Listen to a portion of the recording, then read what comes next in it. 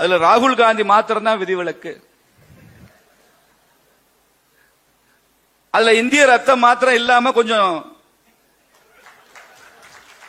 ஏதோ உங்களுக்கு புரிஞ்சிருச்சு. அவர் கேட்கிறாரு, எத்தனை விமானங்கள் இந்தியா இழந்தது இந்த ஆபரேஷன் சிந்தூர்ல? எத்தனை விமானத்தை இழந்தீர்கள் என்று சொல்லுங்கள். எத்தனை விமானத்தை இழந்தோம் என்பது முக்கியம் இல்ல தம்பி, நாங்கள் மானத்தை இழக்கவில்லை என்பதுதான் முக்கியம். காங்கிரஸ் கட்சி மாதிரி மானத்தை இழந்து விடவில்லையே. காஷ்மீர்ல 1/3 போயிடுச்சே. உங்க தாத்தா கொள்ளு தாத்தா தானே அப்ப பிரதமரா இருந்தாரு. அப்ப கேட்டாங்க, ஜவஹர்லால் நேரு பிரதமரா இருக்கும் போது சீன படையெடுப்பு 62ல 62,000 சதுர கிலோமீட்டர் பகுதியை சீனா ஆக்கிரமிப்பு செய்திருக்கிறது இமயமலை பகுதியில. இதை பற்றி பிரதமருடைய கருத்து இந்த அவையில சொல்லணும் பாராளுமன்றத்தில் கேட்கும் போது அது எப்படிப்பட்ட சூழலா இருந்திருக்கும் பாருங்க. இன்னைக்கு நாம புனிதமாக நினைக்கிற கைலாயம் சீனாக்காரன்ட்ட தான் இருக்கு. கைலாய மலை சீனாக்காரன்ட்ட இருக்கு. இப்பயும் கூட கைலாசத்துக்கு நீங்க போகலாம், ஆனா சீனால விசா வாங்கி தான் நீங்க போய் பார்க்கணும். சீனனை பார்த்து விட்டு தான் நாம் சிவனை பார்க்க முடியும் என்ற நிலை உருவாக்கி வைத்திருக்கிறார்கள். கைலாஷ் நம்ம கையை விட்டு லாஸ். 62,000 சதுரடி மானசரோவர் ஏரி சீனாட்ட தான் இருக்கு. பிரம்மபுத்திரா அங்கேதான் உற்பத்தி ஆகுது. மானசரோவர் புனிதமான பல பகுதிகள் எல்லாம் சீனால இருக்கு. ஆனால் அதை பற்றி ஜவஹர்லால் நேரு என்ன சொன்னாரு? அங்கே புல்லு கூட முளைக்காத பகுதி, அது பனிமலை. அது நம்மகிட்ட இருந்து என்ன போன.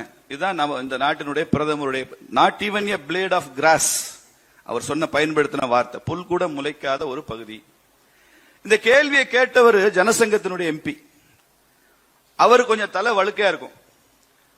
அவர் என்ன பண்ணாரு, தலையினுள்ள தொப்பியை கலட்டிட்டு, வட இந்தியால தொப்பி போட்டிருப்பாங்க, கலட்டிட்டு, என் தலையில கூட தான் ஒன்னும் முளைக்கல மிஸ்டர் பிரைம் மினிஸ்டர், இதை விட்டுலாமா அப்படின்னு.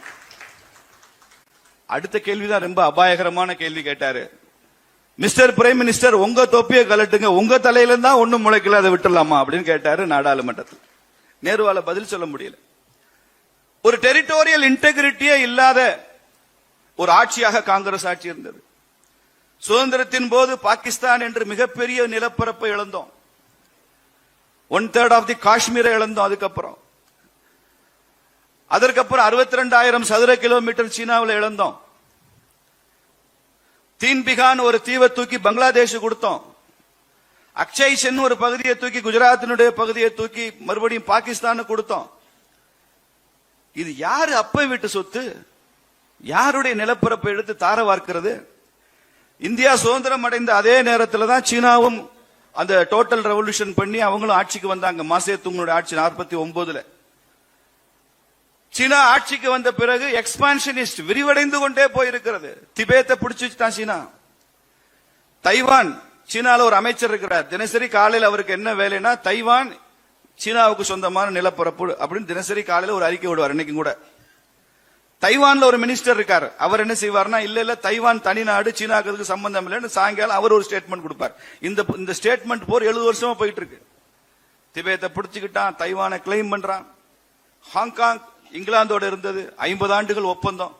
அந்த 50வது ஆண்டினுடைய கடைசி நாள் வரை கூட சீனாவால பொறுக்க முடியல. கையை முறுக்கி இங்கிலாந்துல இருந்து ஹாங்காங்க பிடுங்கி தன்னுடன் இணைத்துக் கொண்டான். இன்னைக்கு அருணாச்சல பிரதேசத்தை என்னதுன்னு சொல்லிக்கிட்டே இருக்கிறான் சீனா. அப்போ சீனா எப்படி விரிவடைந்து கொண்டே போச்சு, காங்கிரஸ் ஆட்சியில் எப்படி இந்தியா குறுகி கொண்டே வந்திருக்கிறது என்பதை ஒரு ஒப்புமைக்காக நான் சொல்றேன், ஒரு கம்பேரிட்டிவ் அனாலிசிஸ். இந்த நாட்டினுடைய நிலப்பரப்பின் மீது அவர்களுக்கெல்லாம் நம்பிக்கை இல்லாத ஆட்சி காங்கிரஸ் ஆட்சி. அதனாலதான் ப. சிதம்பரம் நாடாளுமன்றத்தில் பேசும்போது சொல்றாரு, possession of nuclear weapon for India is morally wrong. எப்படி பாருங்க, இட்ஸ் மாரலி ராங். இந்தியா அணு ஆயுதம் வைத்திருப்பது என்பது தார்மீக ரீதியாக தவறு. காங்கிரஸ் கட்சியையும் ப. சிதம்பரத்தையும் ஆட்சியில் வைத்தது இட்ஸ் மாரலி ராங். எது உண்மையில தவறு, எது தவறு? இந்த மாதிரி ஒரு ஆட்சி இருப்பதுதான் தவறு. இதையெல்லாம் நாம் சகித்துக் கொண்டு பார்க்கும் போதுதான் இந்த ஆபரேஷன் சிந்தூருடைய வெற்றி நமக்கு தெரியும். வரலாற்றில் முதல் முறையாக நாம் பாகிஸ்தானுக்கு பாடம் கற்பித்திருக்கிறோம் என்பதுதான் சிந்தூருடைய முதல் டேக்அவே. இந்த சிந்தூர்ல நம்ம என்ன அறிவிச்சிருக்கிறோம்? இனிமேல் ஒரு தீவிரவாத பயங்கரவாத தாக்குதல் ஏற்பட்டால் அதை நாங்கள் யுத்தமாக கருதுவோம். பாகிஸ்தான் எங்கள் மீது போர் தொடுத்ததாக கருதுவோம். Terror attack will be considered as war declared அறிவிச்சிருக்கிறார் நரேந்திர மோடி சிந்தூர்ல. அதை ஒத்துக்கொண்டதுனால தான் இந்த சிந்தூரை நிறுத்தி வச்சிருக்கிறோம். அமைதி, கொஞ்ச நாளைக்கு சீஸ் ஃபயர். அது கூட சீஸ் ஃபயர் என்ற வார்த்தை பயன்படுத்தக்கூடாதுன்னு சொல்லியிருக்கிறார் கர்னல் தயாராஜன் அவர்கள். ஹோல்டு பண்ணிருக்காங்கன்னு சொல்லணும். நிறுத்தி வச்சிருக்கோம். இது வந்து டெரர் அட்டாக்க வாரா பார்ப்போம், சாதாரணமா இல்ல. 26 பெண்கள் கண்ணீர் விட்டாங்க, தங்கள் கணவன்மார்களை இழந்து, குங்குமத்தை இழந்து ஆறாக கண்ணீர் பெருகியது, குழந்தைகள் அழுதது.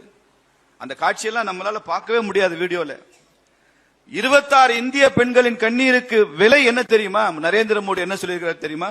சிந்து நதியில் பாயும் 1059 டிஎம்சி தண்ணீர் தான் 26 பெண்களின் கண்ணீருக்கு சமம். இதுவரைக்கும் கற்பனையே பண்ண முடியாத ஒரு சாதனை சிந்துல தண்ணீரை நிறுத்தினது. காவிரியில நம்ம 205 டிஎம்சி தான் வாங்குறோம்.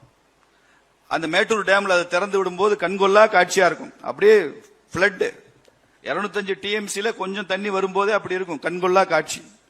1059 டிஎம்சினா எப்படி இருக்கும் பாருங்க. 5 times bigger than the Kaveri water that we receive. அவ்வளவு தண்ணீரை நிறுத்தணும். கர்நாடகா தமிழகத்திற்கு தண்ணீர் கொடுப்பது நம்முடைய ரைப்பேரியன் ரைட். பாகிஸ்தானுக்கு இந்தியா சிந்துல தண்ணீர் கொடுக்கிறது இட்ஸ் அவுட் ஆஃப் குட்வில் என்றுதான் நாம ஒப்பந்தம் போட்டிருக்கோம். நல்லெண்ண அடிப்படையில் தான் ஒப்பந்தம். எப்ப நல்ல எண்ணம் இல்லையோ தண்ணீர் தர வேண்டிய அவசியம் இல்லை என்பதுதான் சிந்து நதியினுடைய ஒப்பந்தத்தை ரத்து செய்து காரணம். அதனாலதான் நரேந்திர மோடி சொன்னாரு, blood and water will not flow together. Terror and talk will not be simultaneously held.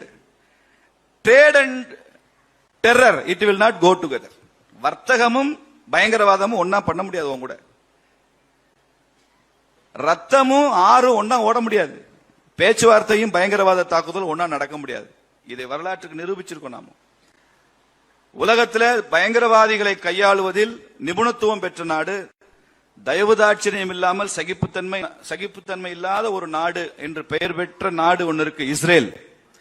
அந்த நாட்டுக்கு தான் ஒரு டைட்டில் இருக்கு, டெரர் பஸ்டர்னு பேர். இஸ்ரேல் டெரர் பஸ்டரான்னு தெரியாது. இன்னைக்கு India terror buster, Narendra Modi terror Bastar.